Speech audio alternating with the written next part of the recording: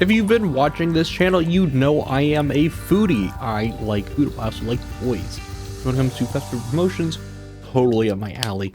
I check them out occasionally. But I was hanging with some friends over at There Goes My Money. It's a podcast. It's a Patreon thing for free Cybertron. One of my friends, Brian Kilby, one of the hosts over there, picked up Checkers Rally's Rhinox, which probably is just nightmare fuel. So let's take a look at memory lane of some of these Transformers promotions.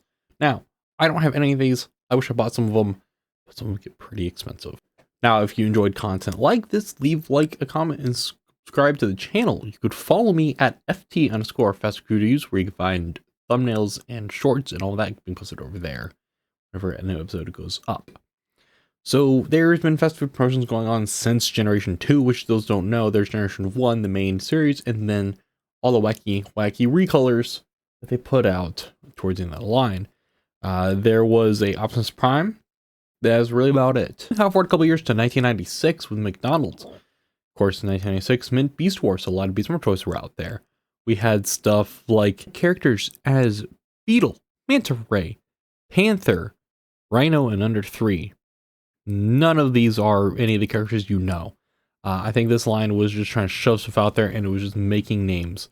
None of them are iconic. None of them are like Beast Wars 2 Soundwave, or like Stinkor, or what was it, the raccoon? I can't think of his name. These range from fun and cute, and which buying to them are just total nightmare fuels, like Under 3, which I don't even know what that is.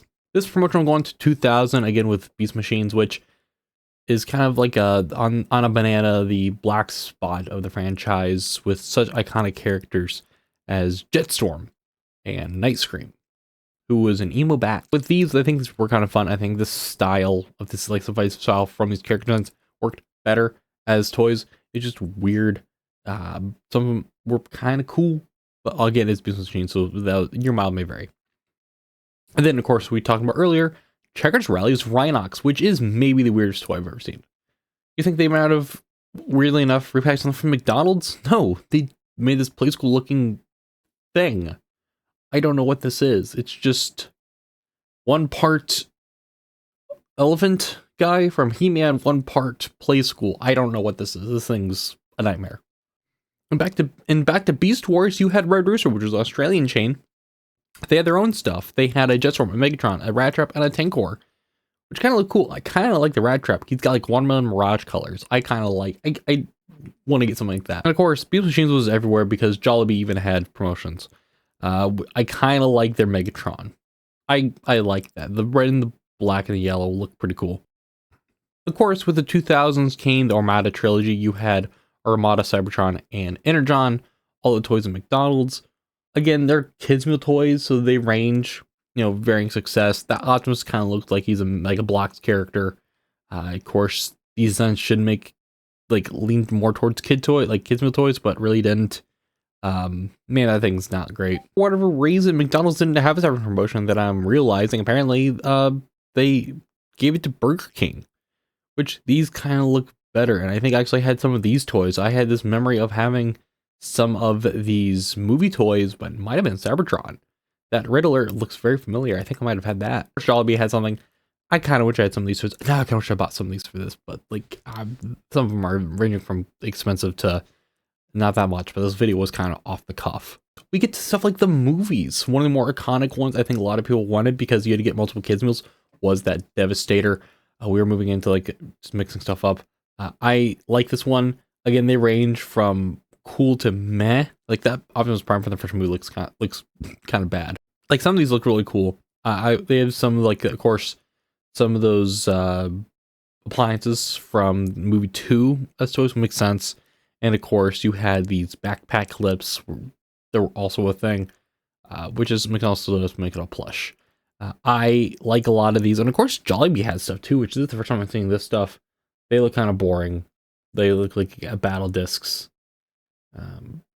Again, the movie designs don't translate well to toys, but there were some fun here. 2008, Animated was out, so again, there was more toys from McDonald's. These are, I don't know how I feel about these.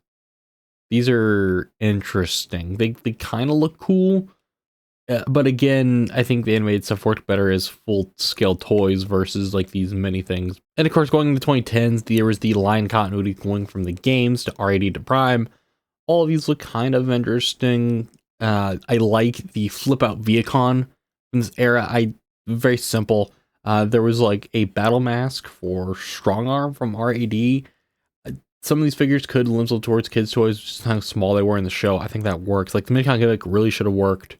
But again, it's the kids' toy, and kids' toys aren't what they used to be. Of course, you can't forget the Potato Day promotion from McDonald's in 2022, which I don't remember any of this. There was Optimus Prime, there's a Megatron, I think there's Bumblebee, there's My Little Pony, there's a couple characters. Going for more evergreen designs, these kind of look fun, but again, the evergreen designs, but your mile may vary.